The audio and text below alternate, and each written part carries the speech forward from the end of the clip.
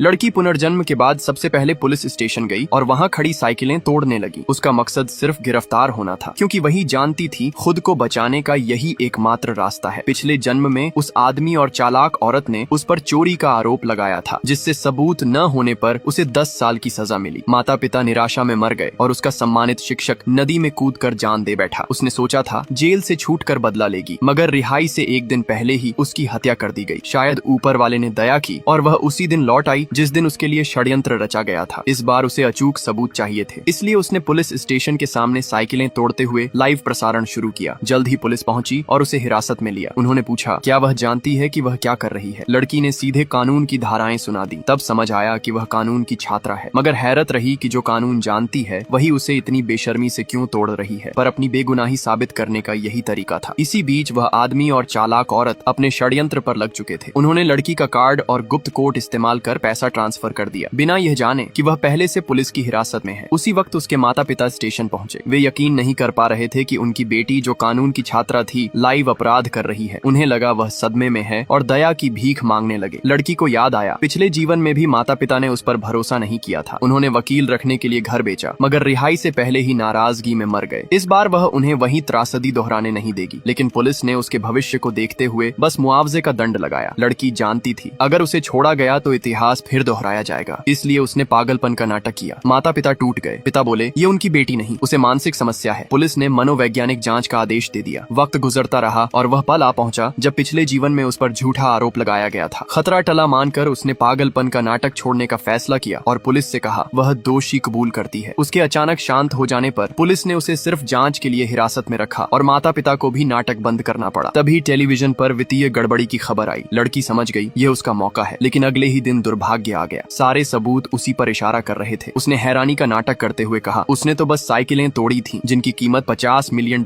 नहीं हो सकती। पुलिस ने दस्तावेज मेज पर फेंक दिए। सभी ट्रांसफर उसके कोड से हुए थे। जल्द ही माता पिता और फिर वह आदमी चालाक औरत भी आ पहुंचे, कहते हुए कि उनके पास सुराग है। पुलिस को नहीं पता था कि वे असल में उसे फंसाने के सबूत लाए हैं। चालाक औरत ने माता पिता से कहा, लड़की ऑनलाइन जुए की लत में कर्ज में डूबी थी और पिछली रात उसका कंप्यूटर भी चुरा लिया। लेकिन माँ ने बीच में टोका, उनकी बेटी ऐसा कभी नहीं कर सकती। फिर भी चालाक औरत ने फोन में ऑडियो और चैट दिखाए। पुलिस के सवालों पर लड़की ने घबराहट का नाटक किया और कहा ये सब एडिटेड है। तब चालाक औरत ने एक USB निकाली और दावा किया उसमें उसके खातों के सबूत हैं। लड़की को हिरासत केंद्र भेजा गया, लेकिन गिरफ्तारी के वक्त बाहर पत्रकारों की भीड़ लग गई। खबर फैल चुकी थी। कानून की फैकल्टी की जीनियस एक चोर निकली। माता पिता और शिक्षक को अपमान झेलना पड़ा। उधर वह आदमी और चालाक औरत सोच रहे थे अब लड़की सजा पाएगी, मगर जब सब उसकी बदनामी का तमाशा देखने को तैयार थे, लड़की ने अचानक पुलिस को बुलाया। फिर जो उसने उसके बाद कहा, सब दंग रह गए।